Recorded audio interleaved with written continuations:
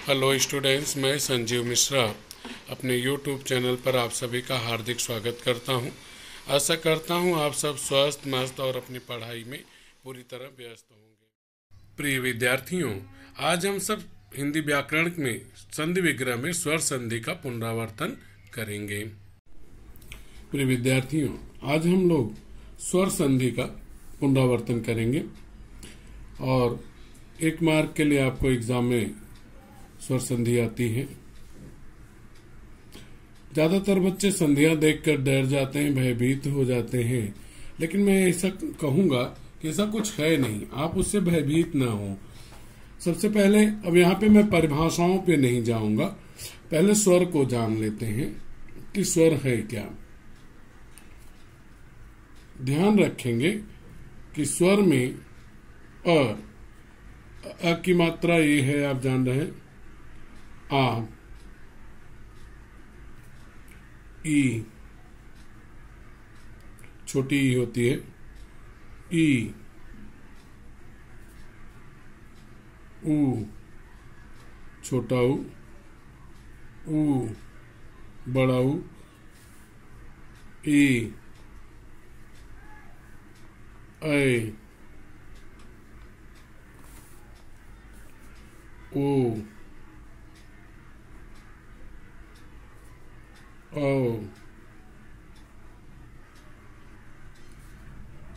अंग और री। ये जो है स्वर हैं, ये जितने हैं ये सभी क्या हैं, ये स्वर हैं। जब आप 2 शब्दों को अलग करते हैं, जब शब्दों को आप अलग करते हैं तो 2 शब्द बनते हैं, एक और दोनों शब्दों के बीच में आप प्लस का चिन्ह लगा देते हैं। जब आप शब्दों को अलग करते हैं 2 शब्द बनते हैं, दोनों शब्दों के बीच में प्लस लगाते हैं।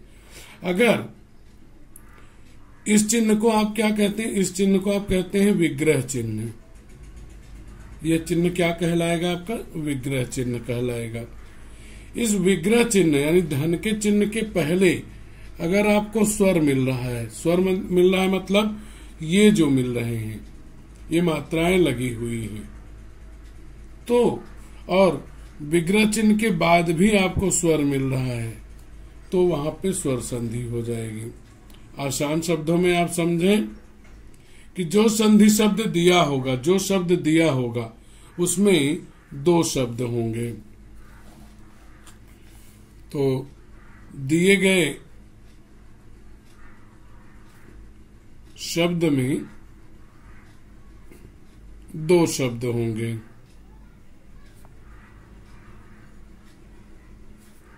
जब उन्हें अलग अलग करेंगे, अलग करने पर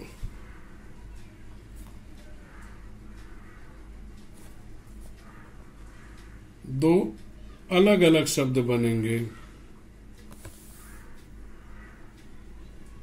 2 अलग अलग शब्द बनेंगे। वो सभी शब्द कैसे होंगे, अर्थपूर्ण शब्द होंगे, यानी सार्थक। अर्थपूर्ण शब्द, कई बार अर्थपूर्ण वाक्य, अर्थपूर्ण शब्दों पे मैंने चर्चा की हुई है। अर्थपूर्ण शब्द होंगे, उनके बीच में आपको विग्रह चिन्ह लगाना है। अब जैसे मैं सबसे ज्यादा जोर इसी पे दूंगा कि आपके उच्चारण पे विग्रह बनेगा, ये ध्यान रखिएगा। दूसरी चीज क्या ध्यान में रखना है आपको, दूसरी चीज यह भी ध्यान रखना है कि क से लेकर ज्ञ तक, क से ज्ञ तक ये जो व्यंजन है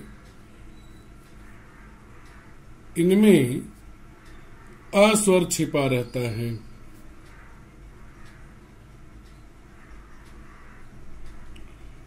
इनमें, इनके अंत में अस्वर होता है। जैसे क की बात करेंगे, जब हम क कहते हैं तो क का मतलब हो गया क नीचे हलंत अ, और ज्ञ की बात करेंगे तो ज्ञ नीचे हलंत अ। मतलब अगर विग्रह चिन्ह के पहले जो अक्षर आया है, विग्रह चिन्ह के पहले जो अक्षर आया, मान लीजिए वह क है, तो उसका मतलब हो गया कि वहां पे विग्रह के पहले कौन सा अक्षर है? अ क्या है? अ स्वर होता है। ध्यान से समझिएगा, क से लेकर ज्ञ तक में हर एक व्यंजन में अ स्वर होता है, छिपा होता है उसके अंत में। जैसे हम कहते हैं क, आप बोलते हैं ना क, तो आप देखें क के उच्चारण में बाद में अ सुनाई पड़ रहा है। आप बोलते हैं ज्ञ, ज्ञ में के अंत में अ सुनाई, तो का मतलब होगा, जब आप का लिखेंगे तो ध्यान रखें कि उसमें अ लगा हुआ है। तो क का मतलब हुआ क धन अ, ज्ञ का मतलब ज्ञ धन अ। अगर किसी विग्रह चिन्ह के ठीक पहले क है तो इसका मतलब विग्रह के पहले कौन सा आपको स्वर मिल रहा है? अ मिल रहा है, ध्यान रखें। लेकिन अगर विग्रह के बाद क है तो आप कहें कि यहां भी स्वर हो जाएगा, तो नहीं, यहां पे नहीं। क्यों? क्योंकि क का मतलब हम जानते हैं क धन अ।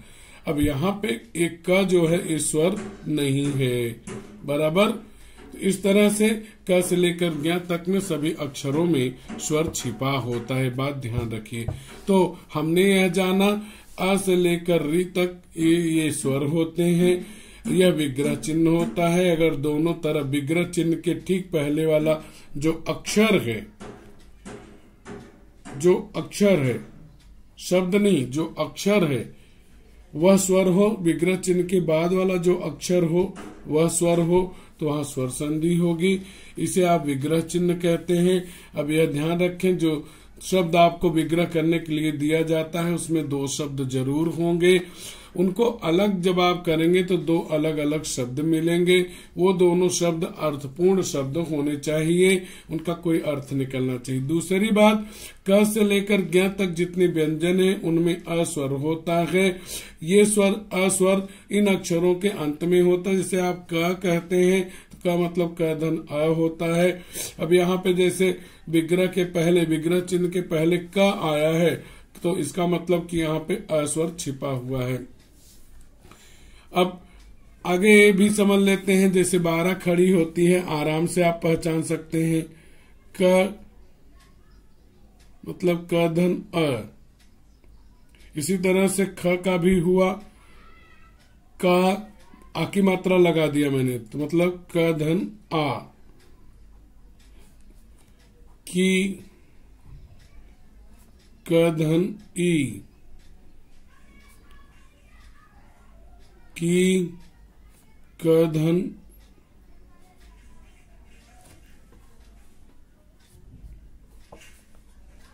क धन ई, कु, क धन उ, कु, क धन उ, के, क धन ए, कै, क धन ऐ, को, क धन ओ, कौ, क धन औ, कं, क धन अन, री यानी क्री, क धन री। अब देखें तो यहाँ पे क में अ स्वर छिपा हुआ है, का में आ स्वर छिपा है, की में ई स्वर छिपा है, की में ई स्वर है, कु में ऊ स्वर है, कु में ऊ है, के में ए स्वर है, कै में ऐ है। इसी तरह से को में ओ है, कौ में औ है, कंग में अंग है और क्री में री है। ये सभी स्वर हैं। अगर विग्रह के पहले ये अक्षर क, का, की, कु, के, कै, को, कौ, कंग और क्री ये है, तो वहां पे स्वर होना चाहिए। अब देखते हैं, आप आगे बढ़ते हैं। अब मैं आपको ये बताने जा रहा था जो शब्द दिया है उसका विग्रह कैसे करना है। जैसे मान लीजिए यह दिया है विद्यालय, विद्यालय। अब यह एक शब्द है, इसे आप क्या कहते हैं? इसे आप संधि शब्द कहते हैं। यह आपका संधि शब्द है। इसको ध्यान से पढ़िए। आप पढ़ करके दो अलग अलग शब्द बनाइए। देखते हैं कि दो शब्द क्या बनते हैं। ध्यान से पढ़ेंगे तो बीच में एक जगह आप रुकेंगे। विद्यालय, विद्यालय, विद्यालय। यहाँ पे लय आ रहा है, लेकिन उसके पहले आ का उच्चारण हो रहा है। ध्यान से पढ़े, विद्यालय। तो यहाँ पहला भाग बन गया विद्या, दूसरा बन गया आलय। अब देखते हैं सार्थक है कि नहीं। विद्या मतलब ज्ञान हो गया, आलय मतलब घर, यानी ज्ञान का घर जो है उसे विद्यालय कहते हैं। अब इसका संधि विग्रह जब आप करते हैं विद्यालय का, तो एक भाग बन जाता है विद्या, दूसरा बनता है आलय। अब यहाँ पे देखेंगे सबसे अहम रोल यह निभाएगा, यह अक्षर निभाएगा और ये अक्षर निभाएंगे। बाकी से अब हमें नहीं देखना है। पहले तो हमें दो सार्थक शब्द बना देने हैं, अर्थपूर्ण शब्द बनाए। दो अर्थपूर्ण शब्द बन गए हैं। अब उसमें हमें विग्रह चिन्ह को ध्यान रखना है। विग्रह चिन्ह के ठीक पहले जो यहाँ पे अक्षर है उस अक्षर को देखना, विग्रह के बाद वाला जो अक्षर उसको देखना। यहाँ पे आया या का मतलब हो गया या प्लस आ, वो बना या। यहाँ पे आया आ, तो यहाँ पे विग्रह चिन्ह आपका है पहले से ही ये वाला आ का कोई विग्रह नहीं आ। अब यहाँ पे देखेंगे तो विग्रह के पहले आ है, आ स्वर है आपका। विग्रह के बाद आ है, वह भी स्वर है, और दोनों तरफ स्वर है तो वह स्वर संधि हो जाएगी। स्पष्ट होना चाहिए। जैसे मैंने लिया एक शब्द, मान लीजिए महात्मा, महात्मा। अब देखिए इसका उच्चारण करके देख लीजिए, महात्मा।